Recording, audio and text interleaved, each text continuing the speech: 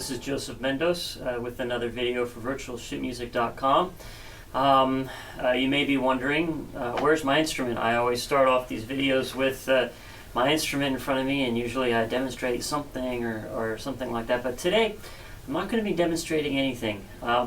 Today's video is actually about the importance of score study, actually. By score study, I mean whatever music it is that you're playing. Just the visual going through and going over of it without the instrument in front of you. This process, I know many of you already do this, but I'm doing this video primarily to kind of stress how important I think this process really is. I think it's absolutely critical to really understand the work that you're going to perform, or the work that you're studying, or even the work that you're just going to be playing just for your own enjoyment. Your own enjoyment and your ability to perform the piece will greatly improve the more you do this kind of score study.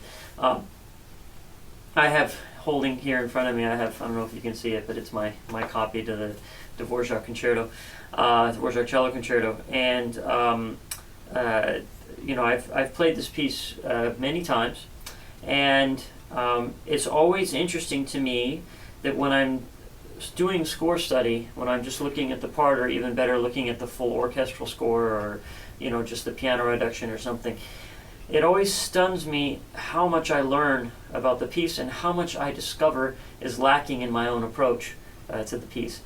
When we're in front of the cello, behind the cello, when we have the cello in front of us and we're practicing a piece, very often what happens is we let our little foibles with the instrument get in the way of actually what the composer was trying to say.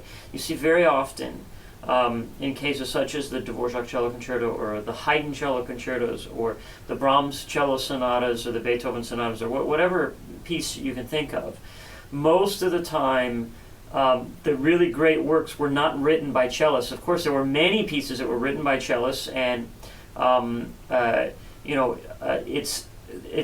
they're written in such a way so that they fit the cello a little bit more nicely. Some of them a little more than others. But certainly works like the Brahms Sonatas, for example, or this Dvorak Cello Concerto, certainly was written with the cello in mind, but was written with purely a composer's outlook on the world. And they don't really think too much about the kinds of normal difficulties that we have as cellists. They, of course, expect us to kind of transcend those difficulties when we perform. So, in a way, I guess this subject today is kind of an extension of my last video on technique and musicality. But what I encourage all of you to do is to spend a certain amount of your practice time really just studying the score, studying the music, and just visually. And also, if you're not very inhibited, then singing it out loud, or if you're more inhibited, just singing it in your own head.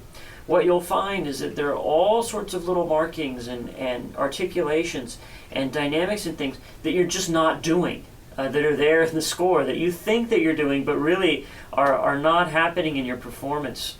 And so this is, I think, a really, really powerful tool to be able to discover a lot about your playing technically, and also what your approach is musically. I briefly mentioned, I think in the last video on technique and musicality, that your musicality is something that is kind of innate in you. It's something that's there. Some of us are more extroverted, some of us are more introverted. We all have different personalities. Some of us are more emotional, some of us are more logical. And it's really critical, in order to perform well, I think, to be able to stay true to that personality. And there is no more surefire way to figure out what your performing personality is, or how you actually want to phrase something or play something, than by actually studying the music. Now, as far as the portion of, how much should you be practicing, how much should you be doing score study and all that, well, I can tell you this. Rostropovich said that whenever he first got one of his new works, that he had either commissioned or had been written for him or something like that, and he's going to premiere the piece. The first thing he always did was he went over to the piano and he played through the whole work from the piano just to understand the structure, understand the kind of sounds that are involved in the work. Not only that, but what is going to be demanded of him as a cellist. And then he would practice. And he also claimed that he never practiced more than 2 hours a day. I doubt that's true. But certainly I would say that 2 hours of practice a day is a good amount for anybody to be able to maintain your technique. But more important than that, than the amount that you practice, is your vision for how you're going to practice really, really clear. You develop that vision by studying the music really well. You also then can figure out exactly how different you want to sound from everybody. But I guess I kind of already said that.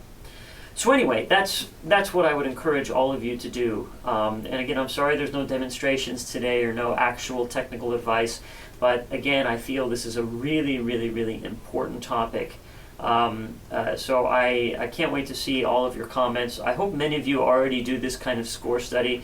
But if there's some of you out there who are practicing really hard but are still very much kind of struggling and having difficulty with technical things and musical things and all this, I encourage you actually to maybe even practice a little bit less, take a little bit of that practice time with the cello and spend it without the cello. And I think you'll find a kind of a freshness in your approach and a level of mental control and mental awareness over what your body is doing physically. Once again, this has been Joseph Mendoes for another video for virtualsheetmusic.com. I encourage you to leave comments. Once again, I know I mentioned this in the previous videos, but for any of you who is watching this video for the first time, I encourage you, do not leave comments on YouTube. I will not see them. Go to the virtualsheetmusic.com website where I will see those comments. And also, just to briefly mention once again, I am now offering lessons on Skype and also a diagnostic video. If you want more information on that, go to my website, jconcertartists.com. It's on the virtualsheetmusic.com Meet the Experts page under my name. And contact me via the contact information, the contact form that you can fill out on the website for more information. So thanks again, and this has been Joseph Mendoes for virtualsheetmusic.com.